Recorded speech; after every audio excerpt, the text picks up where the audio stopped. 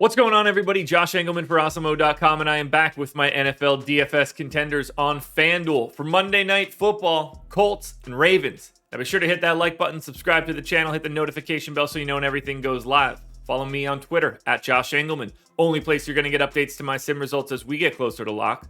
Let me know in the comments section who's your favorite and least favorite of my contenders for tonight's slate. And finally, shout out to No House Advantage for being the presenting sponsor of this video. Use the promo code Awesemo when signing up.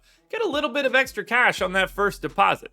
Now, we round out the bottom of my top 10 with Justin Tucker, Zach Pascal, Mark Andrews, Marquise Brown, and Michael Pittman on the outside looking in. Who will be my favorites? My top 5 plays for today? It's time to find out. First up at number 5, we've got Jonathan Taylor. He is $13K, projected for 12 fantasy points. Tough matchup here. They are 7-point dogs, 46-point total, which is nice from a fantasy perspective. This is the number 21 ranked offense against the number 12 defense, both of those stats coming from PFF.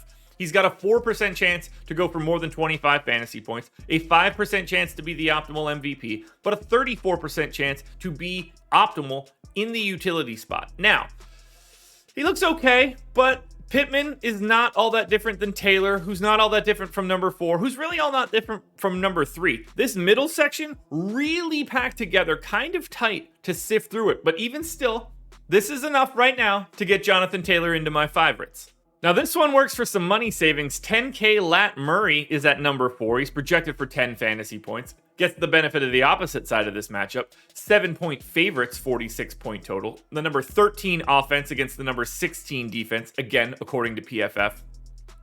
Big day out of Lat Murray isn't coming. 0.5% chance that he goes for more than 25 fantasy points, and a 1% chance he's optimal at MVP. It's just not happening. However, at the flex spot, 39% likelihood that he is there. He has driven everything based on the flex. If you need to save salary, Lat Murray is your guy. Unless you need to save even more salary, and you can go to $7,500 Sammy Watkins, projected for 8 fantasy points. You think that the Ravens could be throwing at least a little bit early, or at least that's what the hope is going to be. 7 points isn't a massive number, particularly in a home situation. 46 points certainly helps. You're going to need a touchdown here from Watkins. I don't think you're going to get there on a volume of receptions. 1% chance that he goes for 25. 2% chance to be the MVP. None of those numbers sound all that great. But you only need him to be in this flex spot because 42% of the time, that's where he is optimal. And that is enough to make him the most optimal play today outside of the quarterbacks. He's just too cheap for this particular spot. And if he gets in the end zone, you're going to have him. Now we get to number 2, who's on an island, honestly, nowhere near Sammy Watkins, but also nowhere near the number 1 spot. That's 14K Carson Wentz, projected for 15.5 fantasy points. You expect him to have to throw to try to keep up. 10% chance that he can score 25 or more. 14% chance that he's the optimal MVP, which is going to take a pretty big day out of Wentz. 51% chance, though, that he is optimal in the utility spot. It's going to be a tough one because 14K is a big price tag and you got to pay up quite a bit for the number 1 contender. But with the savings that you can get on someone like Sammy Watkins, it's not all that hard to get to Wentz now in the flex. He's there in an optimal, slightly more than a coin flip times, plus you get the MVP odds. So 65% chance for Wentz, very easily the number 2 contender.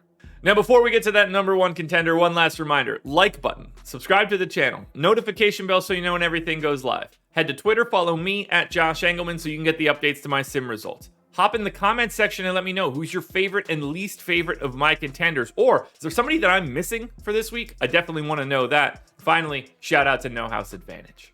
There were no other choices here. It's not even close. 17K Lamar Jackson is your number 1 contender, projected for almost 24 fantasy points. You know that he's a favorite, and you know that he is going to have a piece of literally everything that the Ravens are doing. He's involved in all of it. 44% chance that he scores 25 fantasy points. And this one's staggering, but because of the way salaries and multipliers work in FanDuel, there's no bump to his salary. So there's a 62% chance Lamar Jackson is the optimal MVP. That might be the highest that I've ever seen. He also gets another 26% at the flex. That one's really difficult. I expect him to be pretty significantly over-owned at flex.